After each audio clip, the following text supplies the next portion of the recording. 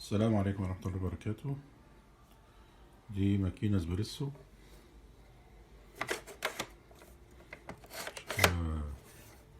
دور كده اللي احنا شايفين. الماكينة دي فيها مشكلة انها بتجيب مية. طبعا احنا فكينا الجنب اليمين دوت عشان نشوف هي بتجيب مية منين. طبعا مش مبين بس في فضلات مية كده. نشوف كده، نفتح الجنب التاني ونبص ونشوف المية دي جاية منين ونرجع لكم تاني. طبعا هنفتح الجنب التاني اهوت، في برضه بقايا مية اهيت، بس احنا برضه مش مبين معانا المية جاية منين. شوف كده نجربها نشوف سوا المية هتيجي منين.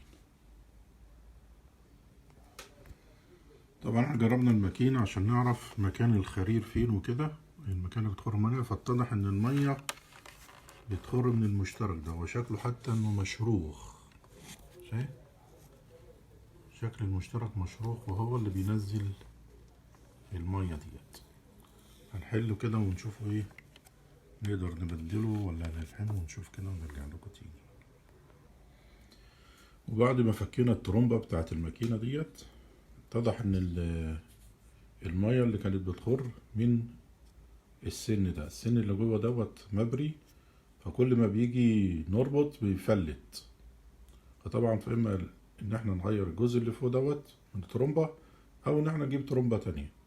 فانا طبعا كان عندي واحدة تانية فركبتها وابتدت قفلت الماكينة. دلوقتي هنجرب، عملت تيست طبعا، فايه مفيش مية خرت منها خالص. دلوقتي هنعمل تيست برضو ونشوف مع بعض.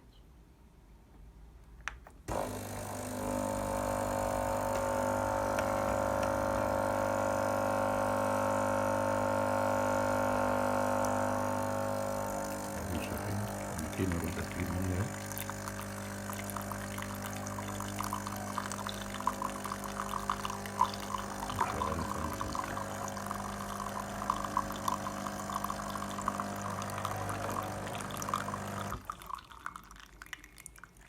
كده. المكنة بقت كويسة جدا. والسلام عليكم ورحمة الله وبركاته.